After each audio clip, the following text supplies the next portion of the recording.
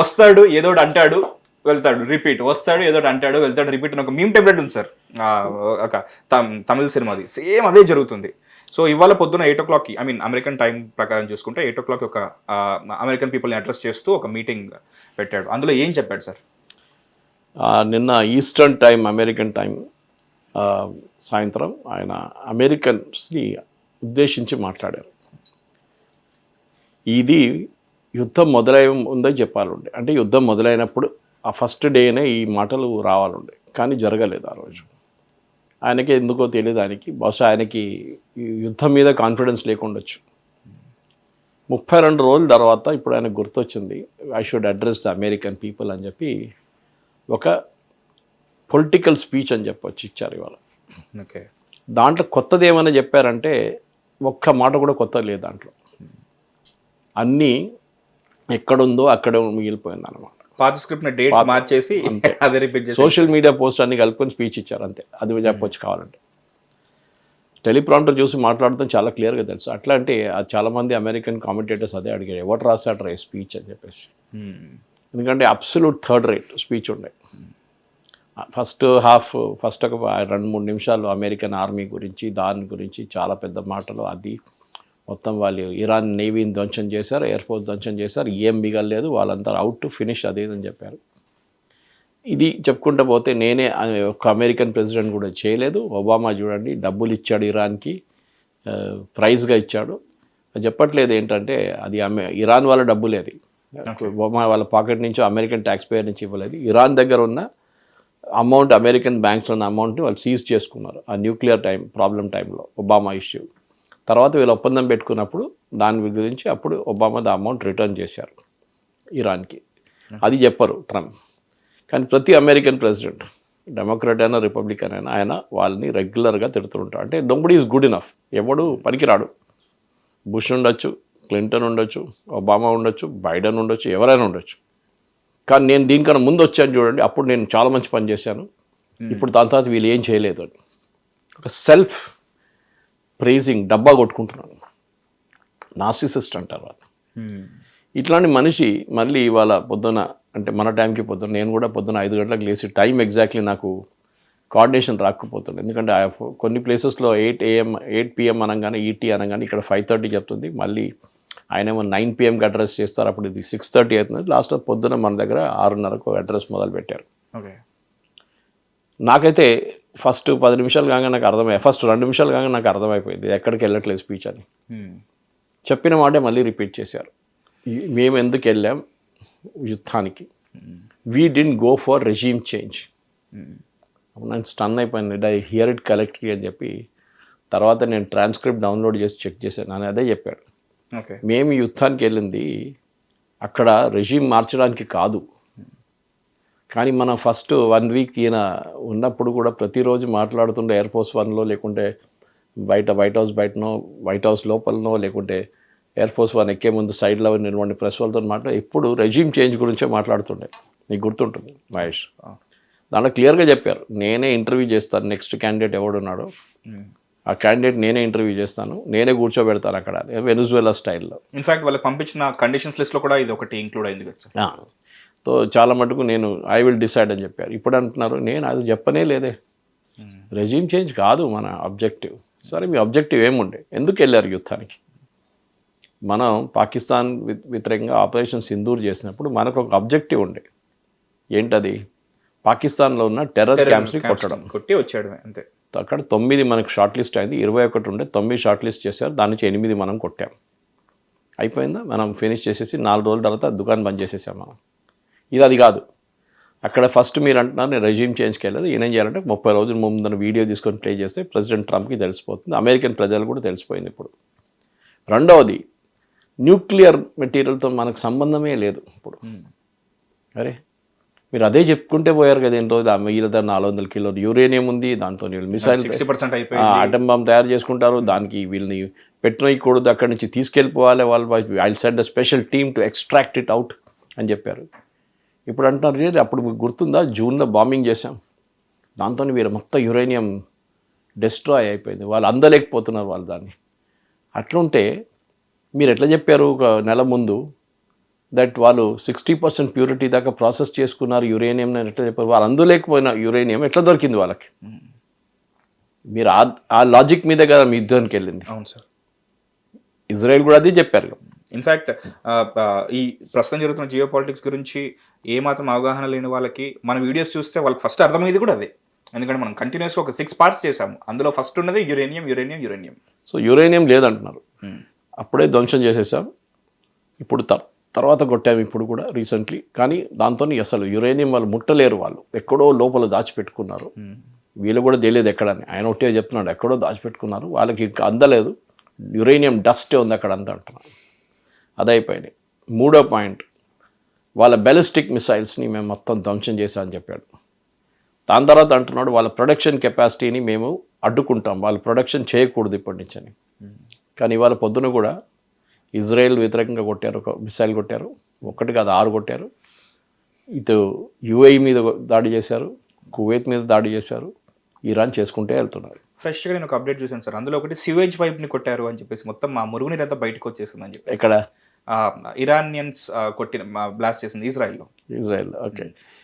Haifa port మీద కూడా కొట్టారు వాళ్ళు. ఈ హైఫా పోర్ట్ అదానీ వాళ్ళది. Iran's the Haifa port joint వెంచర్గా. ఓకే. ఎనీవే, తో 3వది ఏమో మిసైల్ గురించి మాట్లాడుతున్నారు. ఇరాన్కి ఇంత ధ్వంసం చేసిన తర్వాత మేము వాళ్ళు మొత్తం లాంచెస్ని ధ్వంసం చేసి వాళ్ళ దగ్గర ఏం లేదు, నథింగ్ లెఫ్ట్ అన్నారు ఆయన. Everything is in ruins. కానీ రెగ్యులర్గా ఇరాన్ కొడుతున్నారు. ఓకే, అది కూడా ఎవరు? వాళ్ళ పక్కన్న దేశాన్ని కొడుతున్నారు వాళ్ళు. ఇక్కడెక్కడైతే అమెరికన్ ట్రూప్స్ ఉన్నాయో. దాని తర్వాత నెక్స్ట్ ధమ్కి ఒకటి ఇచ్చిండు, Iran strait of Hormuz open చేయకపోతే మేము మళ్ళీ వాళ్ళ మీద దాడి చేస్తాము. We will start by hitting their biggest electricity plant. ఒకటే కాదు, అన్నీ ఒకటేసారి కొట్టబోతున్నాం. ఇరాన్లో ఎక్కడెక్కడ ఎలక్ట్రిసిటీ ప్లాంట్ ఉందో మొత్తం ధ్వంసం చేస్తాను. మీకు గుర్తుంటుంది, ఇదే ప్రాబ్లమ్ స్టార్ట్ క్రియేట్ చేసింది అప్పుడు ముందు. ఇరాన్ ఏమన్నారు, మా దాని మీద కొడితే డీసాలినేషన్ మేము వాళ్ళ పవర్ ప్లాంట్స్ వాళ్ళ డీసాలినేషన్ మీద కొడతాం. అప్పుడే సౌదీ అరేబియా కానీ యూఏఈ అందే పరిగెత్తుకుంటూ ట్రంప్తో మాట్లాడి, వద్దు ఇదంతా, ఇది let us not do all this non sense, ఆపండి, ఒక అనౌన్స్మెంట్ చేయండి అని చెప్పిన ఆయన అనౌన్స్ చేసిండు, నేను టైం ఇస్తున్నాను, కొన్ని రోజులు మాట్లాడడానికి మనం టైం ఇస్తున్నాను, ఫ్రైడే దాకా లాస్ట్ అప్పుడు చెప్పారు. దాని తర్వాత 6th పొడిగించారు. మీరు starting of the conversation you mention the date 6th అని, 6th అని ఏప్రిల్. ఇప్పుడు దాని గురించి అసలు మాట్లాడలేదు, టాక్స్ కూడా లేదు. పాకిస్తాన్లో వెళ్ళి మాట్లాడుతున్నారు, పాకిస్తాన్ అత్తాపత్తా లేదు ఇప్పుడు. పాకిస్తాన్ కూడా భయం ఉంటుంది, బహుశా ఇలా కోపం వస్తే ఇరాన్ వాళ్ళు ఒక మిసైల్ ఇటువైపు కూడా పంపిస్తారేమో అని ఉంటుంది కదా. నువ్వెందుకు వచ్చి నడుమిట్లు అన్ని పుల్లలు పెట్టినా, నీ మీద కూడా ఒకటి తీసుకొని చెప్పి అక్కడ కూడా కొడతారు, ఒకటి పక్కనే కదా వాళ్ళకి. అవును సార్, ఇది ప్రాబ్లం. సో మహేష్, ఇట్లా ఉన్నప్పుడు ఇట్లాంటి పరిస్థితుల్లో ప్రెసిడెంట్ ట్రంప్ క్రెడిబిలిటీ మొత్తం పోయింది. దాని తర్వాత యూజువల్ ర్యాంబ్లింగ్. ఆయన బాడీ లాంగ్వేజ్ చూస్తే ఒకటి, ఆయన షేకీగా ఉన్నారు మాట్లాడుతున్నప్పుడు. ఇప్పుడు కాదు, ఒక 2-3 నెలల నుంచి ఆయన అట్లానే ఉన్నారు. ఆయన స్లర్డ్ స్పీచ్గా వస్తుంది. ఓకే. అది మెడికల్ ఎక్స్పర్ట్స్ ఏమంటున్నారంటే ఆయనకి డెమెన్షియా ఉంది, ఒకటి మర్చిపోతున్నాడు ఏం మాట్లాడారని. అదే దానికోసం ఆయన రిపీట్ చేస్తున్నాడు కొన్ని. మన దగ్గర ఎల్డర్లీ పీపుల్ మీరు చూసుంటారు, మన గ్రాండ్ మదర్స్ అంతా ఒక ఏజ్ అయిన తర్వాత అవును వాళ్ళు అడిగిన ప్రశ్న మళ్ళీ అడుగుతారు. అవును. ఓకే, మా గ్రాండ్ మదర్ కూడా చేస్తుండేది. ఆమె చనిపోయే ముందు she use to ask the same question again and again. కానీ మనం పేషెన్స్ ఉంచుకో, ఆ ఏజ్లో మనం కూడా ఆ ఏజ్కి వచ్చినాం, మనం కూడా అదే పని చేస్తాము. ఇన్ఫాక్ట్ అది డిమెన్షియా అని ఇప్పుడు లైక్ మెంటల్ హెల్త్ గురించి అవేర్నెస్ వచ్చిన తర్వాత ఇప్పుడు తెలిసింది. బట్ కొన్ని ఇయర్స్ బ్యాక్, ఒక 10 years back, 15 years back dementia అని తెలియక విసుక్కునే వాళ్ళం మనం. సో ఇప్పుడున్న పరిస్థితుల్లో ప్రెసిడెంట్ ట్రంప్ అమెరికన్ సిటిజన్స్ని కన్విన్స్ చేయలేకపోతున్నారు. మేము యుద్ధానికి ఎందుకు వెళ్ళారా? కరెక్ట్. ధ్వంసం చేశారు. మీరు ఆపుతారు ఎట్లా? 2-3 వారాల్లో నేను ఆపేస్తానంటున్నారు. దాని ఎట్లా లాజిక్ ఏంటి? ఎక్కడ ఏం చేస్తారు? మీరు యురేనియం లేదంటున్నారు, రెజ్యూమ్ చేంజ్ లేదంటున్నారు. ఓకే, మీరు స్ట్రైట్ ఆఫ్ హార్ముజ్ గురించి మాట్లాడలేదు. స్ట్రైట్ ఆఫ్ హార్ముజ్ ఏమన్నారు మీరు చూస్తుంటారు. కియర్ స్టార్మర్ వాళ్ళ దగ్గర చెప్పారు, మ్యాక్రోన్ దగ్గర, నాకేం పని లేదు స్ట్రైట్ ఆఫ్ హార్ముజ్తో, నాది ఆయిల్ లేదు, ఏం లేదు ఇక్కడ, నాకు ఆయిల్ అక్కడ మస్తు ఉంది. ఇన్ఫ్యాక్ట్ ఇంకో బోస్ట్ కొట్టాడు వాళ్ళ పొద్దున, మా దగ్గర ఉన్న ఆయిల్ తీసుకుంటే ఇరాన్ అండ్ రష్యా వీళ్ళని కలుపుకుంటే వాళ్ళకన్నా ఎక్కువ మా దగ్గర ఉంది ఆయిల్ అన్నారు, which is a bluff. World's largest producer of oil is Venezuela. Sources ఏం చెప్పాడు, జస్ట్ ఉందని చెప్తాడు. Second is Iran. కానీ ఇరాన్ ఇన్ని రోజుల నుంచి ఎక్స్పోర్ట్ చేయలేకపోతున్నారు వాళ్ళు, బికాజ్ వాళ్ళ మీద చాలా మోస్ట్ శాంక్షన్స్ పెట్టారు. లేకుంటే they are the top most producer, second top most producer. Venezuela వెనక పడిపోయితే Iran became number 1, Saudi Arabia then became number 1 after that. ఇప్పుడు Saudi Arabia number 1, not US. కానీ మాటలు అట్లే అంటాడు, నాకు స్ట్రేట్ ఆఫ్ హార్మోస్ సంబంధం లేదు. If NATO wants, if Korea wants, Japan wants, వాళ్ళ షిప్పులు పెట్టుకొని తీసుకెళ్ళండి, మాకు సంబంధం లేదని. అమెరికన్స్ అందరూ చప్పట్లు కొట్టారు, వా మా ప్రెసిడెంట్ చాలా స్మార్ట్ చెప్తారు. మర్చిపోతున్నారంటే 40% అమెరికాకి కావాల్సిన ఎరువు, ఫర్టిలైజర్ ఇదే రూట్ నుంచి వస్తుంది, స్ట్రేట్ ఆఫ్ హార్మోస్ నుంచి. మీ గల్ఫ్ కంట్రీస్లో ఉన్న ఫర్టిలైజర్ ఫ్యాక్టరీస్ నుంచి వస్తుంది. అమెరికాకి అది రాదు. ఇప్పుడు హీలియం రాదు. Helium is used in medical equipment and to make semi conductors. Okay, America పెద్ద సెమీ కండక్టర్ మిషన్లో దిగారు కదా, హీలియం లేకుండా ఏం చేస్తారు? అందరూ ఎంఆర్ఐ మిషన్స్లో వాడతారు హీలియంలో. ఏం చేస్తారు అప్పుడు? ఈయన అంటున్నాడు నాకు పనే లేదు హార్మోస్తానంటే, మళ్ళీ ఈ ఫర్టిలైజర్ ఎవరు తీసుకెళ్తే? మీ అక్కడున్న ఫార్మర్స్ ఆల్రెడీ ప్రొటెస్ట్ చేస్తున్నారు, యూఎస్లో ఉన్నారు. వాళ్ళ రేట్లు పెంచేసారు వాళ్ళకి. నెక్స్ట్ మీకు సంబంధం లేదంటున్నారు, కరెక్ట్. ఓకే, మీరేమంటున్నారు? మీ దగ్గర ఉన్న ఆయిల్ మీకు చాలా ఎక్కువ, మా దగ్గర ఉన్నది. ఇన్ఫ్యాక్ట్ స్టార్మర్ దగ్గర చెప్పారు, మ్యాక్రోన్ దగ్గర కూడా, మీకు ఆయిల్ కావాలన్నా నా దగ్గర కొనుక్కోండి, చాలా ఉన్నాయి నా దగ్గర, మీరు ఎందుకు వాళ్ళ మీద డిపెండ్ అవుతున్నారు? ఓకే, అది తర్వాత అన్నారు మీకు కావాలంటే నా దగ్గర, వద్దంటే మీరు హార్మోస్ నుంచి తీసుకోండి, మీరే వెళ్ళి మీ షిప్ని తీసుకోండి అంట. ఈయనేమి ట్రంప్ ఎక్కడ దీన్ని పక్క దారి పెడుతున్నా అంటే, ఆయనకు తెలుసు ఈ స్ట్రేట్ ఆఫ్ హార్మోస్ అనేది ఆయన ఏం చేయలేడు. దీనికన్నా ముందు మీకు గుర్తుంటుంది, మహేష్ చాలా క్లియర్గా ఏం చెప్పారు, I will liberate straight of Hormuz, నేను మొత్తం మా నేవీని పెట్టేస్తాను, కార్గిల్ని క్యాప్చర్ చేస్తాను అన్నాడు. ఇప్పుడు దాని గురించి ఒక మాట అన్నట్లేదు. ఆల్సో ఆన్ గ్రౌండ్ కూడా ట్రూప్స్ ని పంపిస్తాను అంటే ఇరాన్ వాళ్ళు తిరిగి బూట్స్ ఆన్ ద గ్రౌండ్ ఇచ్చారు, ఒక్కడు కూడా తిరిగి ప్రాణాలతో వెళ్ళడం అని చెప్పేసి. బూట్స్ ఆన్ ద గ్రౌండ్ అది లేదు ఇప్పుడు. సో ఇవాళ వచ్చిన టాక్లో అది కూడా లేదు. ఇది డౌట్ ఏమొస్తుందంటే, ఇది ఎందుకు, ఏం చేస్తున్నారు, ఎట్లాంటి డైలాగ్ ఇది అని.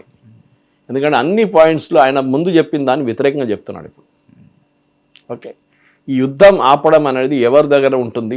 ఇరాన్ అంటున్నారు మాతో ఎవరు నెగోషియేట్ చేయట్లేదు.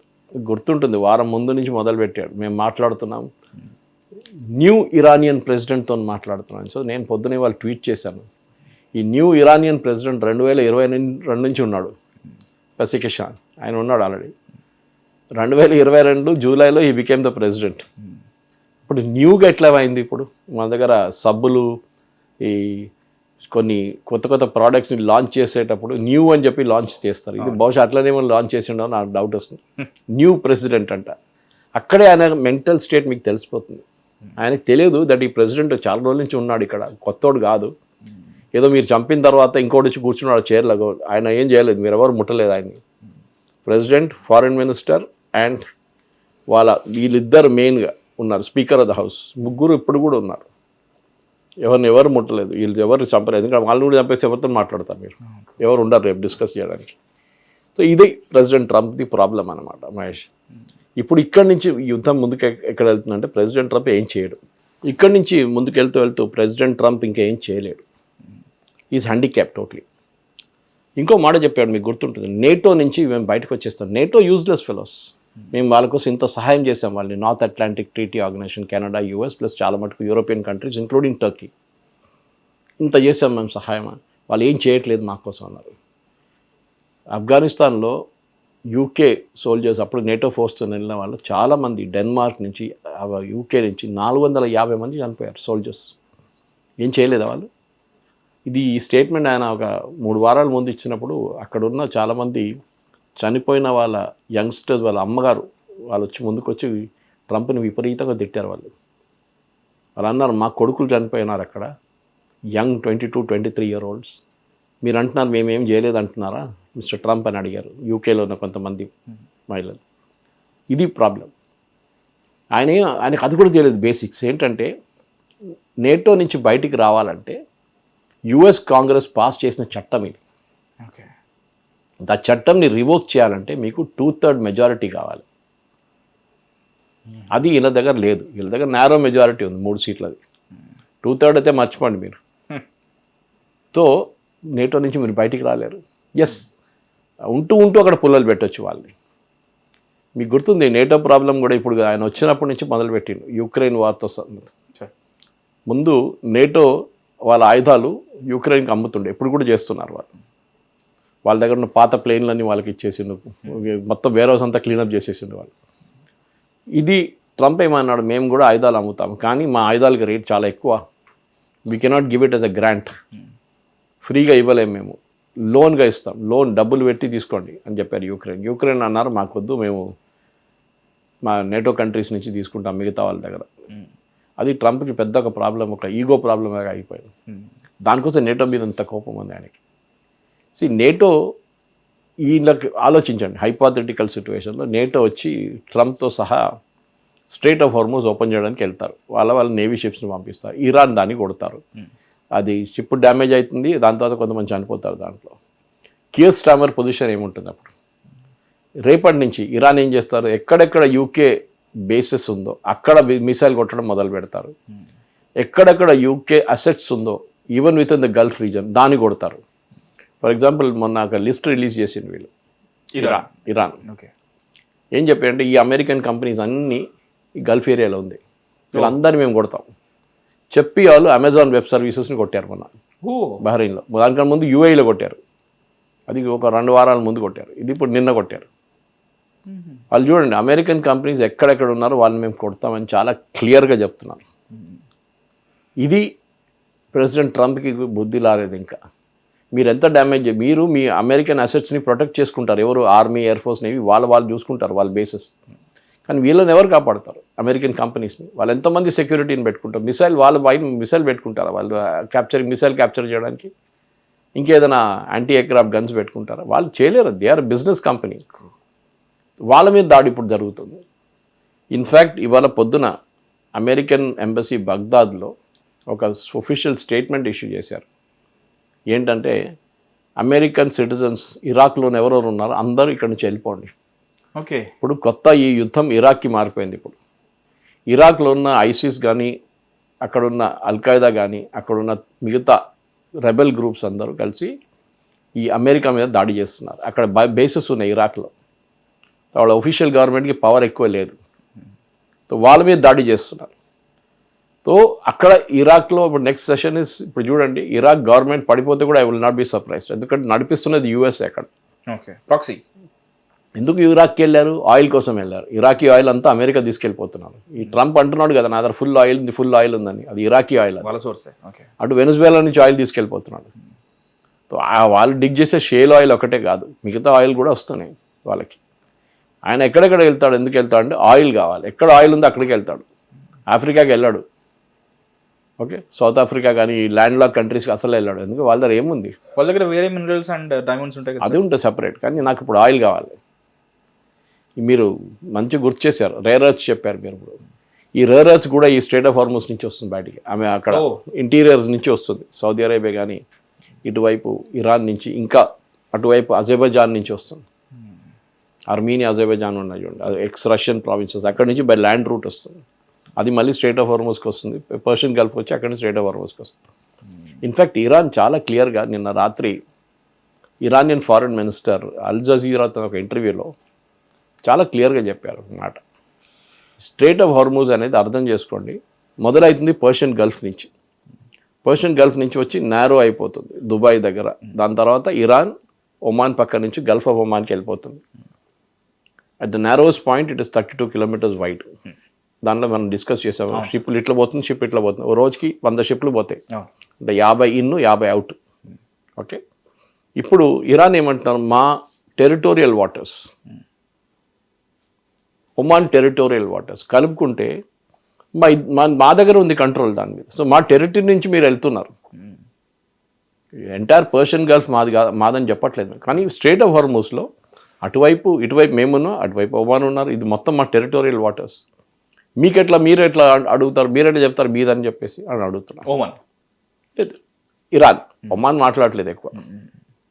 ఇది మా టెరిటోరియల్ వాటర్, మేము మీ దగ్గర టోల్ ట్యాక్స్ తీసుకుంటున్నాం, అది తీసుకున్నాం, అక్విజిషన్ చేస్తున్నాం. తీసుకుంటే ఏమవుతుంది ప్రాబ్లం?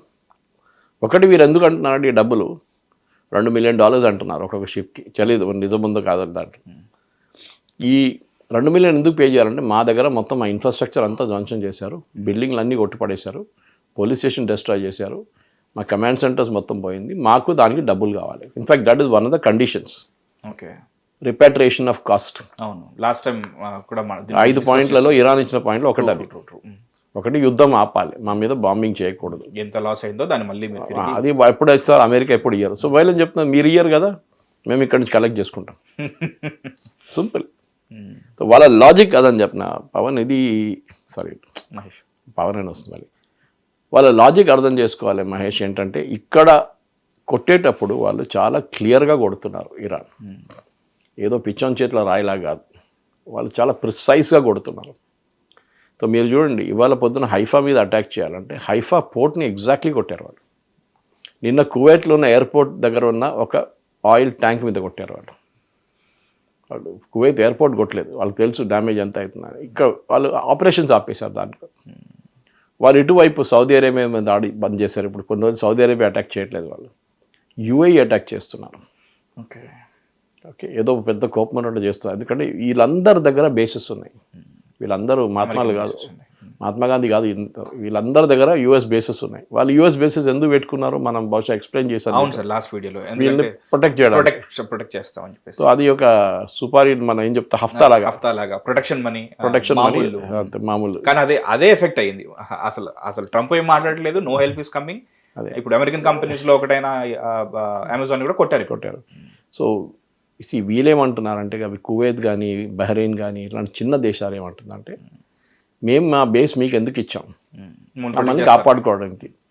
వాడు మా మీద కొడుతున్నాడు, మీరు ఏం చూడట్లేదు, మేమే కష్టపడుతున్నాం దాన్ని ట్యాకిల్ చేయడానికి.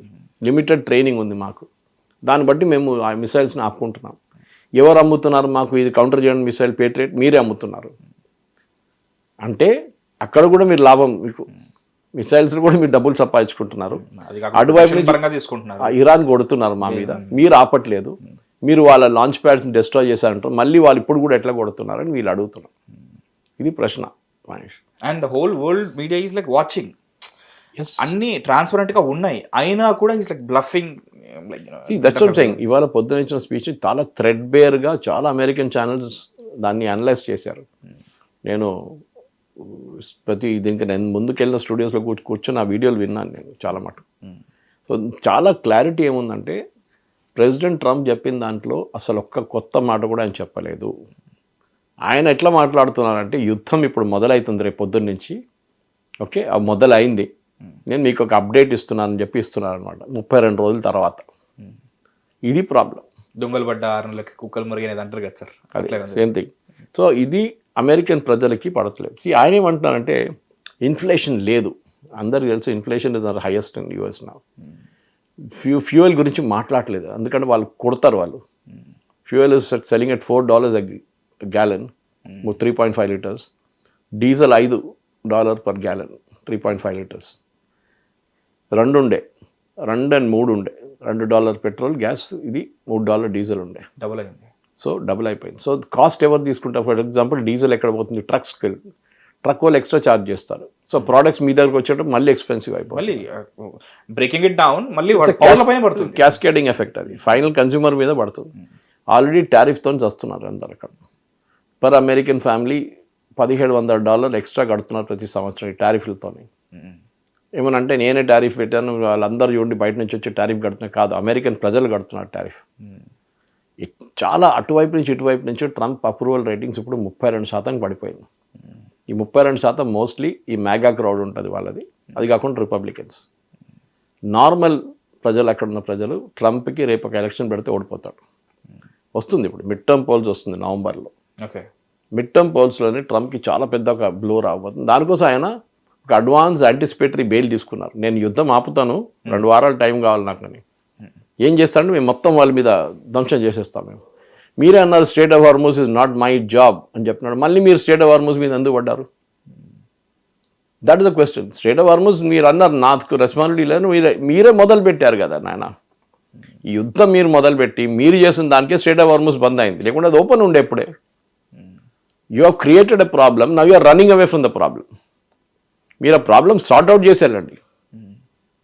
ఇది ఎట్లయిందంటే, ఒక కార్ తీసుకొని వెళ్ళి ఒక షాప్ని కొట్టిండంటే ఎవడో, కొట్టి నా తప్పు కాదు, షాప్ అక్కడ ఉంది నడిమిట్లా అని చెప్తున్నట్ట రోడ్డు మీద. ఇది అట్లా అయిపోయింది.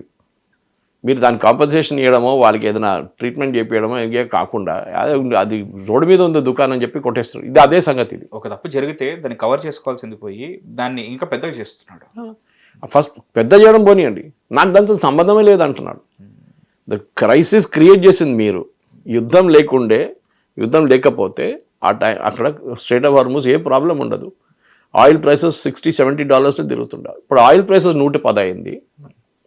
మీరు ఇంత మాట చెప్తున్నారు కదా ట్రంప్ గారు, మీరు అంటున్నారు అమెరికా దగ్గర ఎంత ఆయిల్ కావాలంటే అంత ఆయిల్ ఉందంటున్నారు. మీరు బయట నుంచి తెప్పించుకోక్కర్లేదు అంటున్నారు. మీరు స్ట్రైట్ ఆఫ్ హార్మూజ్తో మాకు సంబంధం లేదన్నారు. Great, no problem. మొత్తం మీ దగ్గర నుంచి ఉన్న ఆయిలే ఉంది కదా, అప్పుడు మీరు రేట్ ఎందుకు పెంచుతున్నారు?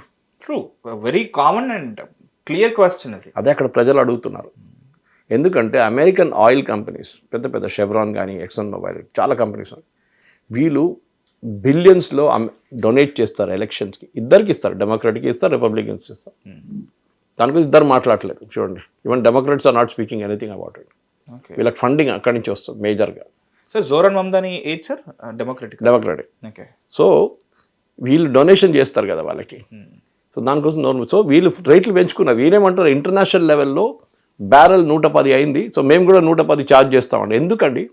అది west Asian oil, because west Asia నుంచి ఆయిల్ బయటికి రావట్లేదు. దానికోసం మీరు ఇక్కడ ఆయిల్ ఇక్కడ తవ్వుతున్నారు, ఇక్కడ రిఫైన్ చేస్తున్నారు, అమెరికాలో అమ్ముతున్నారు, మళ్ళీ మీరెందుకు ఇంక్రీజ్ చేస్తున్నారు rate? Nobody is there to ask.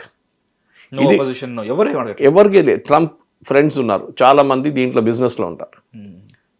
నిన్న ఒక అలిగేషన్ వచ్చింది, అది Smita Prakash he's taken it up today in Firstpost also. అది నేను మొన్న దాని గురించి నేను ఒక అమెరికన్ ఛానల్ చూసి మాట్లాడాను నిన్న ఒక ఛానల్లో. వాళ్ళు ఏమన్నారంటే, ఈ పీట్ హెస్కెత్ ఉన్నారు చూడండి, వీళ్ళ war secretary of war, defence secretary actually, secretary of war యుద్ధం మొదలయ్యాక 3-4 వారాల ముందు హీ కాల్డ్ బ్లాక్ రాక్ అని చెప్పి ఒక పెద్ద ఇన్వెస్ట్మెంట్ కంపెనీ ఉంది మన దగ్గర కూడా, పెద్ద పెద్ద హాస్పిటల్స్లో అన్ని ఇన్వెస్ట్ చేశారు హైదరాబాద్లో.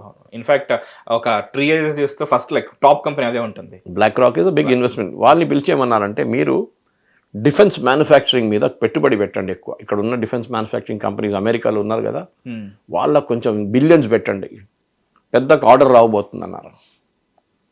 It's insider trading. మీకు ప్రెడిక్టెడ్ కాదు, హీ న్యూ ఇట్ దట్ యుద్ధంకి వెళ్తున్నా అని చెప్పేసి. పెట్టుబడి ఎందుకు పెట్టమంటాడు? వాడు అదే కంపెనీలో షేర్లు కొనుక్కుంటాడు. ఆ కంపెనీ వాళ్ళ దగ్గర అంటాడు, నేను పెట్టుబడి తెప్పించినా నీకు, నేను ఆర్డర్లు కూడా నీకు ఇస్తా, నాకు కమిషన్ కావాలంటాడు. ఆలోచించండి, ఇన్సైడర్ ట్రేడింగ్ ఇది. సో కానీ బ్లాక్ రాక్ వాళ్ళకి వాళ్ళ ఎథిక్స్ కమిటీ ఇది రిజెక్ట్ చేశారు, ఇది కరెక్ట్ కాదు అని చెప్పేసి. బ్లాక్ రాక్ కంపెనీకి ఎథిక్స్ కూడా ఉంటాయా సార్? ఉంటుంది. ఇదే end of the day SEC వాళ్ళు పట్టుకుంటారు. మన దగ్గర సెబీ లాంటి వాళ్ళ దగ్గర సెక్యూరిటీ ఎక్స్చేంజ్ కమిషన్ వాళ్ళు పట్టుకుంటారు. వాళ్ళు సడన్గా చూస్తారు, పెట్టుబడి ఎందుకు పెట్టావు నువ్వు దాంట్లో, అచ్చా నెక్స్ట్ వీక్ ఆర్డర్ కూడా వచ్చిందా, యుద్ధం కూడా మొదలైందా, అచ్చా then somebody has told you inside. మీకు తెలుసుంటుంది, ట్రంప్ ఆ రోజు అనౌన్స్ చేసినప్పుడు ఈ ఎక్స్టెన్షన్ బాంబింగ్ ఆపేసి నేను ఎక్స్టెండ్ చేస్తున్నా ఫ్రైడే దాకా అని చెప్పగానే, దానికన్నా 15 నిమిషాల ముందు ఆయిల్ మార్కెట్లో $540 మిలియన్ ప్రాఫిట్ సంపాదించుకున్నారు కొంతమంది కలిసి. అందులో ట్రంప్ అల్లుడు కూడా ఉన్నాడు అని చెప్పేసి ఒక అలిగేషన్స్ వస్తుంది. కానీ somebody has made money, somebody కాదు, గ్రూప్ ఆఫ్ కంపెనీ. అంటే వీళ్ళకి 15 నిమిషాలు అర్ధగంట ముందు వాళ్ళకి ఇన్ఫర్మేషన్ వచ్చింది. నేను చదివాను సార్ ఇది. So obviously this information has come from Trump or his advisors that he is going to make an announcement. Stock market కూడా అంతే. స్టాక్ మార్కెట్ వితిన్ 15 minutes ముందు చాలా మంది స్టాక్లు కొనుక్కున్నారు, లో వాల్యూ ఉన్న స్టాక్స్ని కొనుక్కున్నారు. లక్కీ భాస్కర్ ఫిల్మ్ లా అయిపోతుంది సార్ ఇక్కడ. సో ఇది ప్రాబ్లం అనమాట. సో ప్రెసిడెంట్ ట్రంప్ ఇప్పుడు ఎట్లా అయిపోయిందంటే, ఆయనకి ఏం చేయాలని అర్థం కావట్లేదు, పిచ్చి పట్టిన కేసు స్ట్రైట్ అయిపోయింది. He doesn't know how to stop the war. మేము యుద్ధం ఆపుతున్నాము, మేము మాట్లాడుతున్నాం చెప్పిన వాళ్ళు అంటున్నారు, ఇప్పుడు మేము మాట్లాడనే లేదు వాళ్ళతోని. కండిషన్స్ ఏంటి మాకు తెలియదు, ఏం కండిషన్స్. యుద్ధం ఆపాలంటే మా 5 conditions ఇదని చెప్పి ఇరాన్ చూపిస్తున్నారు. అది ఒక్కటి కూడా అంగీకరించారు. So how will the war stop? మీరు ఎంత బాంబ్ చేస్తారు ఇరాన్ని అని ఏమంటున్నాడు, బాంబ్ చేసి వీళ్ళని స్టోన్ ఏజ్లో తీసుకెళ్ళిపోతాను నేను. ఇరాన్ అమెరికా కన్నా చాలా పెద్ద హిస్టరీ ఉన్న దేశం ఒకటి. They were Persia at one time, very rich culture. Okay, me America ఏం లేదు ఆ టైంలో 400 సంవత్సరాల కన్నా ముందు. But Iran is the history stretching back to 5000 years.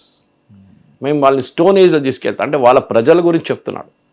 Bomb చేసేసి వాళ్ళందరినీ మా పాత ఐరన్ ఏజ్ స్టోన్ ఏజ్కి తీసుకెళ్ళిపోతాం, అట్లా అయిపోతారు వాళ్ళ సంగతి. అక్కడ ప్రజలు సపోర్ట్ చేస్తారా ఇట్లాంటి వాళ్ళని? మీరు అక్కడ ఎలక్ట్రిసిటీ గ్రిడ్ని కొడితే వాళ్ళు సపోర్ట్ చేస్తారా? చేయరు. వాళ్ళు పొద్దున అంటున్నారు 45,000 మంది చనిపోయారు ప్రొటెస్ట్లో, మన జరిగిన ప్రొటెస్ట్లో ఇరాన్లో కాల్పులో 45,000 మంది చనిపోయారని చెప్పారు. వారం ముందు ఇదే సబ్జెక్ట్ మీద మాట్లాడుతూ అప్పుడు 35,000 అన్నాడు.